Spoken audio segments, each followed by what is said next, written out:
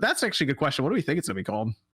I do think it's going to be called the Super Nintendo Switch. I like that idea. That's a cool idea, but it's Nintendo, and they'll probably just call it the Switch Plus. I think they're gonna call it the new Nintendo Switch. Nintendo Switch, yeah. Switch That's a good one up. too. Switch up. Oh, okay. I'm just throwing names out. Listen, they brought back the light, so What about XL. Switcheroo? Switch XL. They brought back the light for the small Switch one. XL. Okay, yeah. Go I'm bigger. gonna have to go with Switch XL or like Switch Advance. I think they might Switch call it Plus. Ooh, Advance. Switch Yeah. Advance. Yeah, I SP. think they might bring back that Game Boy Advance type of line, or for some Switch- stupid reason. Switch Switch What XL. about Deluxe. Switch Micro? They like Switch the word Plus. deluxe. I think they're gonna go something simple. It's a new marketing team. You know, like the people that made the Yeah. new Nintendo Switch. That all those people are pretty much gone. That made that Yeah. name and that marketing line. Even in Japan too, they've kind of been redirected and moved over. And here in America, same thing. So I think it's gonna be something different from what they did. They went simple with the Switch Lite. I mean, I think Jordan, you called that right? Yeah, I called them bringing back the term light. So I mean, why not XL, Deluxe? I don't know. They call it whatever. It's still Man, a good lot of stuff. guesses in the chat. Switch Ultra. As long as they don't call it Switch U, then we're fine. Something simple. True. Switch U. That sounds good. What are you talking about? You can go wrong. I'm sure it'll do well. There would be no confusion at stores. It's like, oh, it's a new console, or is it an add-on? I don't know what's happening. Is it an add-on for my Switch Lite? Switch Do I just U buy the Lite? dock? Do I take one Switch and one Switch Lite, and now I have a Switch U? How does this conversion work? Oh, that's the other thing. I mentioned a dock. We talked about this a little bit earlier, Nate, because I don't want to have to get a new dock because I have 3 of them. They're already set up and all of this. But it is interesting to think that the dock currently wouldn't be able to do like 4K 60. It's HDMI 1.4. So they would have to move up to HDMI 2.0 most likely to do something like 4K 60. I I'd be think fine you'll with need a that. new dock. You think they're going to do a new dock? I think you'll need a new dock. Yeah. 100%. I Also, only this have one doesn't. so. You only have one. Oh, I just got the Yeah. Mario Red one. Yeah, I got the. I'm so So happy did I. about the red one. Oh, look at you guys. So fancy. I'm reshelling it. I'm reshelling it if I can. I'm putting in this red one. I've got 2 docks. So that's going to be interesting when they try to like. How are they going to market that? Is it going to say something new on the front? Switch Pro dock or Switch? Interesting. Also, that would give them the ability to drop HDR in there while they're at it. Because like, why not drop HDR in? Give me a Zelda edition with the new one. I think they'll get I your want. Zelda edition. Oh, that's the other thing. They're gonna. You figure they would. All right. So I wonder if they would hold this off to launch it next to something that's like.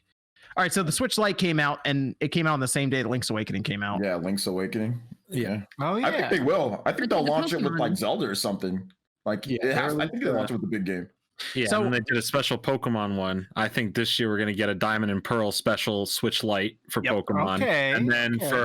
for Arceus and for Zelda, I think we'll both get special Switch Pro editions. So Mm, I mm. am a little concerned about the Breath of the Wild 2 stuff for this holiday. I'm starting to get concerned about it. Oh, we, I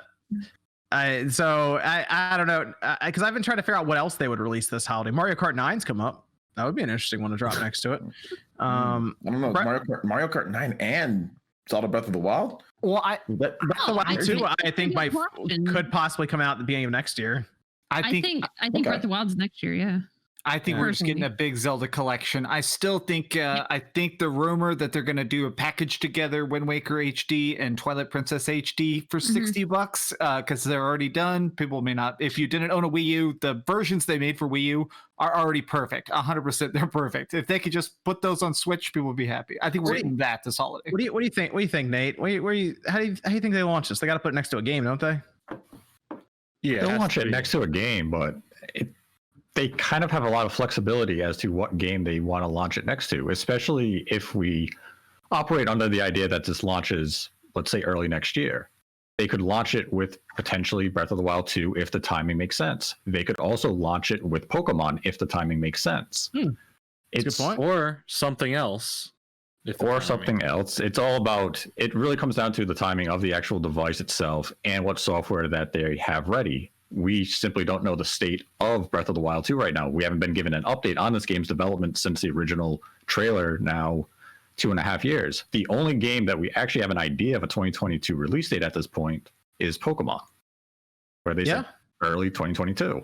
So if that's first, if that game comes out before Breath of the Wild 2, you probably launch the Pro alongside that. Oh, Splatoon 3. Splatoon 3 is a good one. Oh baby. That'll be that's coming. You think that'll be out first half next year too? Then Splatoon 3. I think they'll be right around maybe summer. I would think by summer. by summer Yeah. before It's by usually summer. a July Dropping title. it in June. Dropping it in June.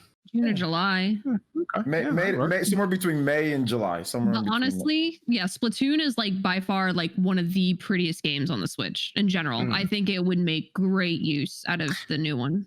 I think maybe you drop Breath of the Wild 2 in that March month. Just put it right up there alongside of For like the when the anniversary. first Breath of the Wild came out. Not 5 years, so Yeah, do that.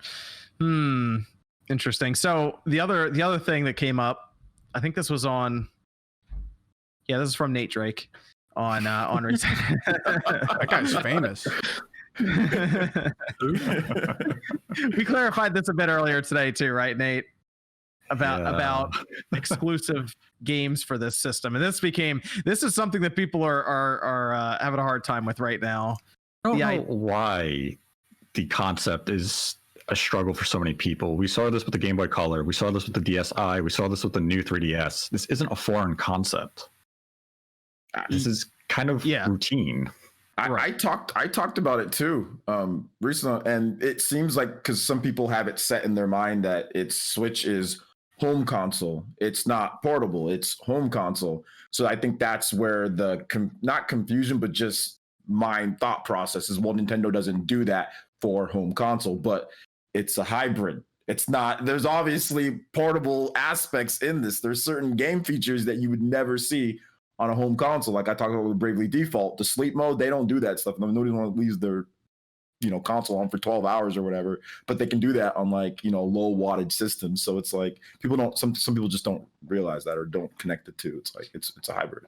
It's people might be concerned that they're already going to be left behind immediately when this new Switch comes out. I think is what it is, because like people were concerned that like a big first party title would immediately just be like, it's only Switch Pro. You can't use it. You can't use it on the Switch, which is weird because they wouldn't spend 4 years developing a game like a Breath of the Wild 2 if it's not going to the 80 million install base, that's already formed. I mean, there's nothing to be concerned with at this point in terms of exclusives coming to this platform. Will there be some? Yes. It could just be a handful of games similar to what we saw with the new 3DS. It could become more. I mean, we're talking now years into the future. It's uncertain as to what the roadmap will map out. But yeah, there will be some third-party exclusives. And the term exclusive, because I've seen people misunderstand this, I'm not saying it's developed exclusively just for the Pro and no other platform. This would be a game that a third-party publisher was saying, we'd love to bring to the Switch. The hardware is simply too limited for us to bring it to the current Switch. The Pro allows us to now bring this game over, which would mean this game is also on PlayStation 4, Xbox One, PS5, Series X, those type of platforms. And it's now, we can now do a native port. So it'd be something, just as an example, like Resident Evil 7. This was a game Capcom actively tried to make a native port for the Switch. Its frame rate and resolution were too low, so they went with a cloud version. Now, if they're given the opportunity to make a native port for a Switch Pro, that would be the avenue they will explore. This isn't taking away a game for the Switch. This is a game the Switch was never going to get. So you're not losing anything. You're actually gaining. So it's nothing to worry about. It's not, if it's a game you really want, eventually buy the new Switch. It's not going to be a case of, oh no, damn you, Nintendo, for making a new platform and getting this game. This was a game you otherwise were not getting on your device. So it's just a net gain in the end. Yeah, especially if all right, so the game itself comes out, right, and you need to get the new model. But what if the new model just phases out the current Switch anyway? I mean, that's definitely possible. That's definitely possible. I mean, they could do an iterative release where they don't pursue the traditional path of here's Switch 2. Maybe the Switch Pro is that stopgap, and that will eventually serve as their quote unquote successor for the next, 2-3 years or maybe 4 years. And then they come out with new hardware and they go that mobile direction. We don't know what the future roadmap for Nintendo is with hardware distribution. They could just be a Switch 2 that maybe is introduced in 2024. It's too far in the future to really guess at how Nintendo is going to handle this Switch Pro and how they intend to release new hardware going forward. We can just look at what we have today, the current Switch, and we know they have a revision that's going to be coming out in the future within a year. And beyond that, just play the games as they come out. Don't worry about the next piece of hardware coming from Nintendo. Enjoy what we get. All I know is we're talking 4K Zelda and 4K Pokemon coming up. So, well, 4K with DLSS. Hey, it still looks pretty 1080p good. Zelda upscaled. Okay, see, now we're talking 1080p. Like in general power then, so should we start to think about this, and this is just to take this question wherever you want, but so should we start trying to think about it the way that we thought about the PlayStation 4 Pro, where it is a better version of the current gens we're already playing, or is this going to be more of a step than that because it is more of a technological upgrade? I mean, the problem is that discussion I've seen come up so many times, and it's really basically has come down to a discussion of semantics. Mm-hmm. You can either say it's the equivalent of a new 3DS to the 3DS, or if you want to go the PlayStation 4 Pro to the PS4, you can. It's still that similar step. I think we need more information though. Like when it comes out and it's like, okay, this is if we ever get, which I assume we will even before it comes out, a report or something about what's in there, like what's in the system, what's the chip they're using. Once we even figure out, like, is it the X1 still just like kind of changed up a little bit, or is it like their newest chip, like Oren's been talked about, something like that? Because if it's that, then we're talking about like PS4 Pro versus a PS4. But if it's like the X1 and they've added a few things around the X1, maybe they've overclocked, maybe they changed the memory bandwidth, like we talked about MVG, something like that, then it's like new 3DS versus 3DS, I would say, more or less. So that's a tough one. Yeah, that's a tough one to speculate on, because it could go either way. But I mean, if they do put a new chip in, and a part of me feels like they will put a new chip in, but if they do that, then they have to then somehow make the current operating system compatible, right? So there's work that needs to be done there. But I mean, it's certainly not insurmountable to do that. But the other side of that is, well, the X1, I mean, it's kind of old now, it's kind of dated. So if you are truly going to bring out a new revision of the hardware, why would you sit on the X1 for that revision as well, especially if you are talking about 4K and things like that? So that's a real tough one to speculate. I honestly don't know, but I wouldn't be surprised if they go either way, on this one. What's interesting is they can develop this new Tegra and also put it in their Shield TV. So they have other places they can put it too. Yeah. NVIDIA does. So it'd be interesting to see how all that turns out. I'm wondering, I guess, let's say it comes out in October. They would probably announce it in like the end of August. So yeah, we won't know about this thing for a little while still. I mean, that's the thing. Even if we look at the Bloomberg article and let's say we take it for 100% gospel, they're talking June is the intended month to begin production of the screens. Now, they don't say the beginning of June, middle of June, end of June. They just say June. Assemblers would then receive the screens sometime in July. So the earliest they are beginning to actually put together this Switch revision is some point in July. Now, they're saying that they will produce roughly into the area of 1 million screens a month. Okay, that's not bad. You typically start at a lower number and you ramp up, so you can hit production of about 1 million units a month. So at the absolute earliest, if they wanted to launch, let's say October, you'd maybe have 1.5 million to 2 million units for a worldwide launch. Now, I've seen some people say, well, the Switch launched in March and it only had 2.8 million units. You're right, they did. And they had some shortages. Nintendo also wasn't exactly sure about demand.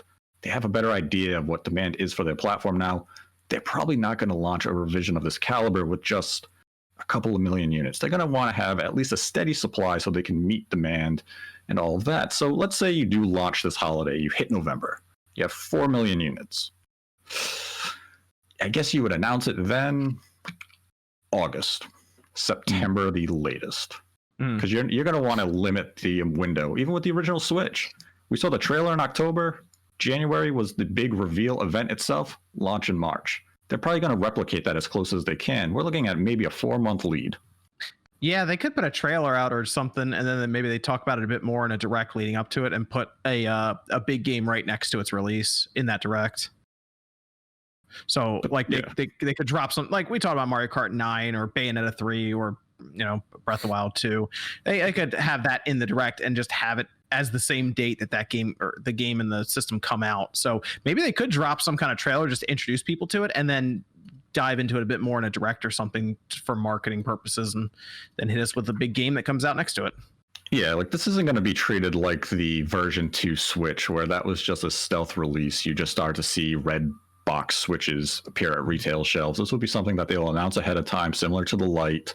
And it's really just a matter of when does it make sense for them from a marketing standpoint to begin to advertise this model? Because if you don't have it out in time for the holiday, I want to capitalize on holiday sales. I don't want you knowing I'm going to launch a better unit 3 months after Christmas. I want you buying the current stock. I want to make sure I'm making money, and then maybe I'll announce it in January. It's really tough right now to gauge when Nintendo will actually announce this product, simply because we don't have an accurate window to gauge when it will launch.